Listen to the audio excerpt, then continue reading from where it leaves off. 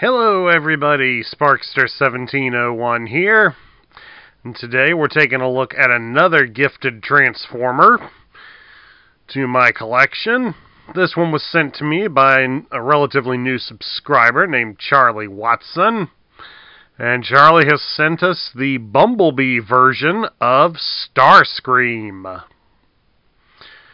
Of course, this is the studio version of Starscream. And this is exactly how he looked in the Bumblebee feature. And I must say, he does carry over a lot of the presence and inspiration from his Generation 1 counterpart. Although they did add a cannon to him for reasons that many of us have yet to fathom. But all in all, it is still a nice-looking version of Starscream. Of course, with all studio figures, let's move Starscream out of the way so we can take a look at the background. And the background shows us an area on Cybertron. Of course, supposedly here in one of the upcoming waves, we're supposed to get some more of the characters that were featured in Bumblebee. Mainly a lot of the Autobot characters, whom we didn't get to see their alternate modes. So that should be a nice treat that's coming up. Hopefully they'll have a background that's sort of similar, or maybe even different to this one, so that way we can have a nice expanded scene going here. Alright, let's get that out of the way here. Bring Starscream back into the fray.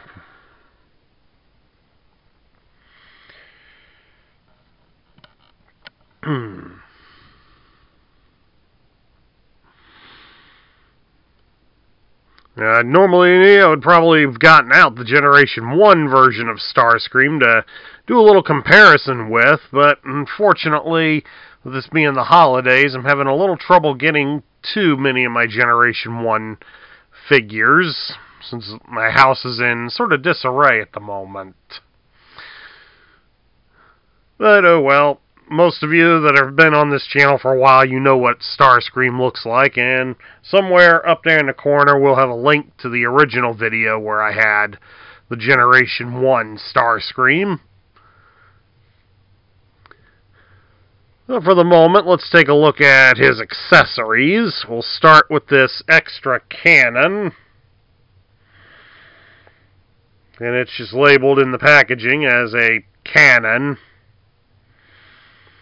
So it's apparently nothing special, just an ordinary cannon.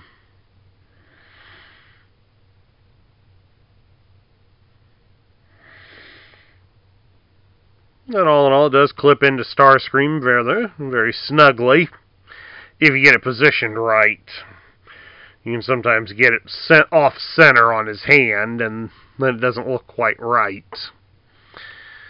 And then, of course, right here on his wings are a pair of detachable guns. These are his Nullary Cannons.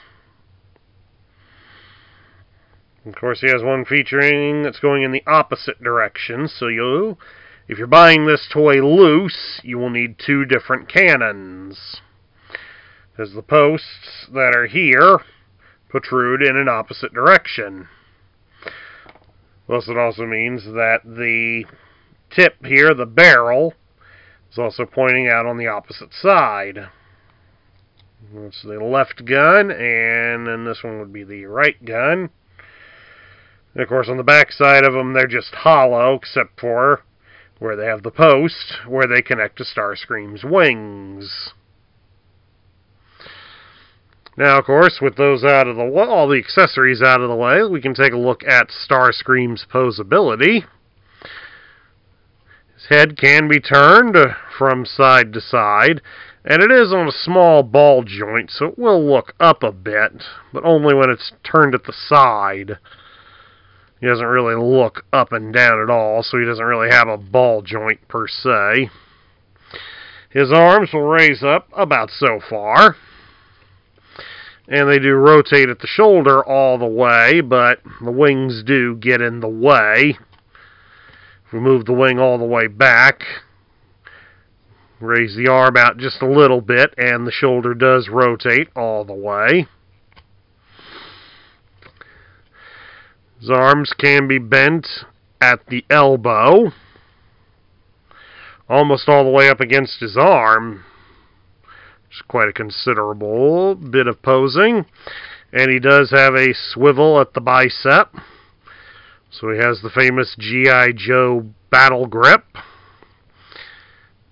His hands, however, do not rotate, but they do fold down. Although that's more for transforming him than any other practical application.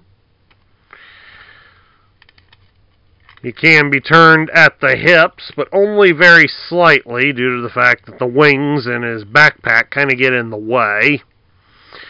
You can turn his thighs, turn his legs at the thigh.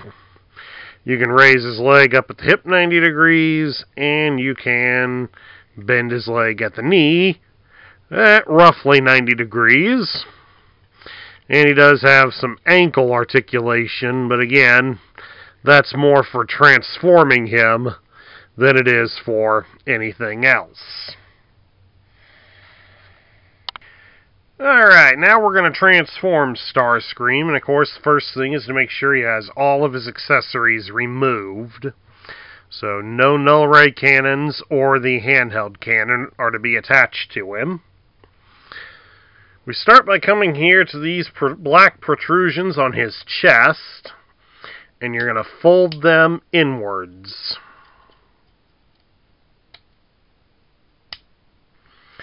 Just like that. And then, of course, they want us to fold his hands back into his forearms.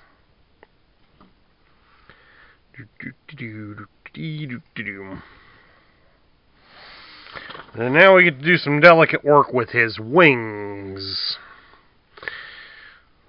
The sides of his wings should fold inward like so. Kind of makes it look more like the Generation 1 version when it does that. And then, of course, the tips should just fold down. But then you're going to take this overhang layer. You're going to fold it upwards like so. And then you'll rotate this section of the wing down. Like that. Do that here for the other wing.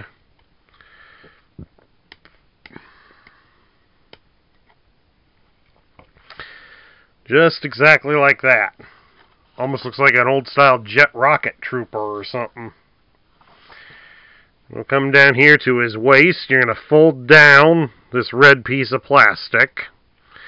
Sometimes it already is folded down, but make sure it is folded down. Then we're going to take Starscream's arms. You'll rotate them at the bicep so that the mechanical side faces us.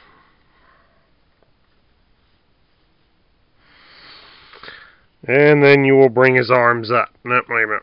We got to rotate them so that the fists are up top, so the fists face us.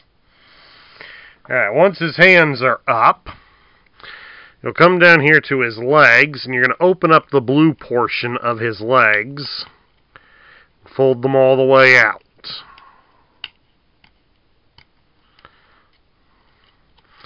Of course, on the right leg only, you will also end up folding out this portion from behind it to help form the tail fin.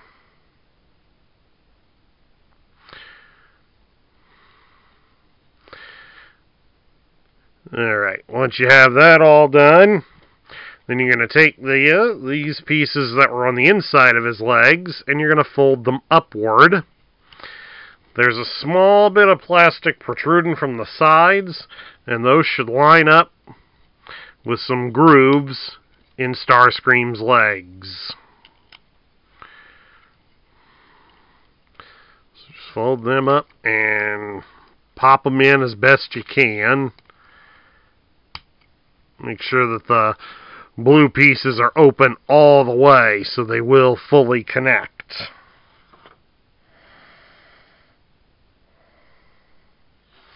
Now, of course, once those are in, you will fold his feet so they go inwards, like so. Then you're going to turn his legs at the thigh so that it puts the blue portions pointing towards us. It's not hard because that's the way the red plastic is. That will stop it. And of course, once you're at that point, you will fold down some extra gray plastic. This is going to help fill in some of the holes here on Starscream. Unfold this piece here. Somehow fold it over on us.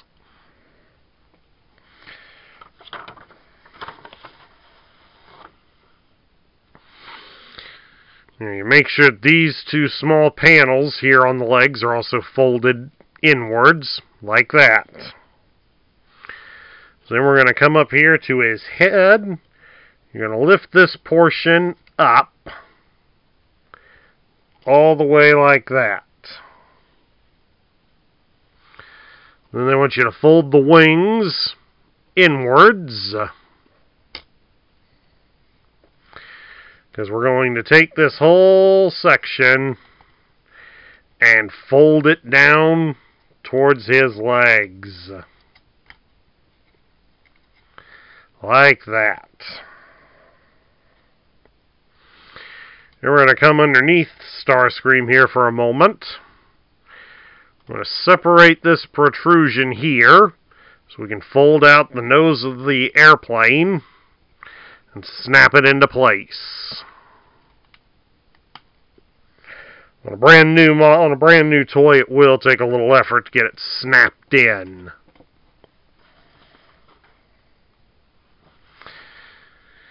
Alright, then next we're going to come up here to where the arms are. You're going to separate the shoulder from the body and fold the arms inwards, like so.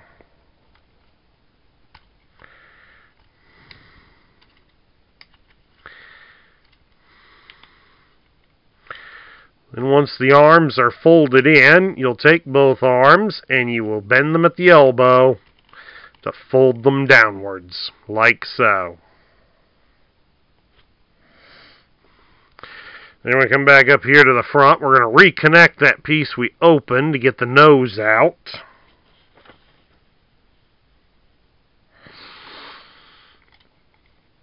Because we're then going to come around here to the back, make sure that the headpiece is up and in. Because we're going to bring the legs together and connect them together at the tail fin. It's the only spot where they connect is right here at the tail. And this little piece here on the fuselage.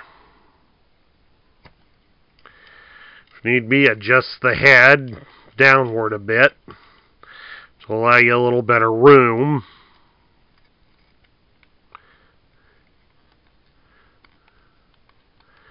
There we go. Takes a little effort, but it's not too difficult, unlike some of the others that have been a real pain to transform on this channel. If need be, make sure the cockpit is straight.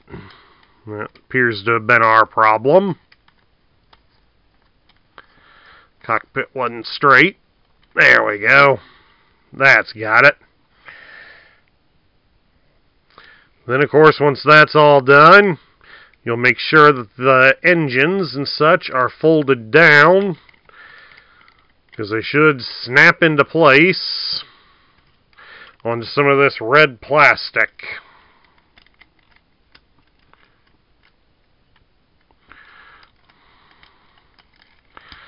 It's separated on me, but there we go. We got the one side in. So I felt it pop in. If we could just get this one down. There we go. There we go. Everybody's locked into place.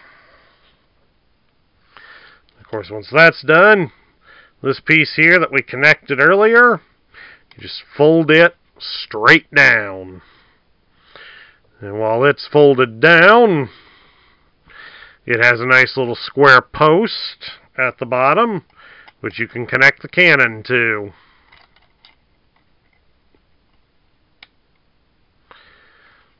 And then, of course, you can reattach the nullary lasers into the holes on the wings.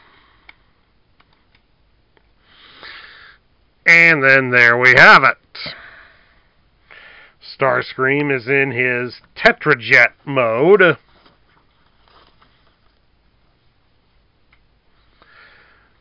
And it doesn't look too bad in this mode. At least from the front and the sides, it doesn't look too bad. The back side, if you look hard enough, you can see his head in there. So it's not perfect per se, but if you don't mind some of the excess kibble here in the bottom, but at least it kind of, with the gun attached, it kind of flows a little bit better than the Siege Starscream did, since a lot of people did complain that the Tetrajets out of that was basically their legs were folded underneath them. But now we get down to my thoughts. What do I think of this? I do like this version of Starscream. It does pay a nice homage to the Generation 1 toy and cartoon appearance of Starscream, and yet does its own thing. Since, let's face it, the Tetrajets were done in the cartoon to give us an idea as to what some of them looked like when they were on Cybertron, as it would look kind of silly for them to have Earth alternate modes when they're on an alien planet. Although somehow the GoBots managed to pull that off without explaining it, but that's for another day. This, however, is a modern interpretation of the Tetrajet, and it doesn't look bad. It comes off looking a little better than how the Siege versions came out. And if you were like me and you went after all of them, you know there was quite a few of those in the Siege line. So, this one's kind of nice. I like how it came out. And definitely is a worthwhile figure on the shelf. At any rate, that's my look at the Studio Series version of Starscream from Bumblebee. I hope everybody enjoyed it. Remember, if you enjoy the type of content on this channel, please be sure to like, share, comment, and subscribe, because we do appreciate all of the feedback around here. This is Sparkster1701 reminding you that while Starscream is a treacherous character, remember that treachery does always come back to bite one. And Starscream eventually paid the price for his treachery. So, never be treacherous or double-cross. And we'll catch you all later.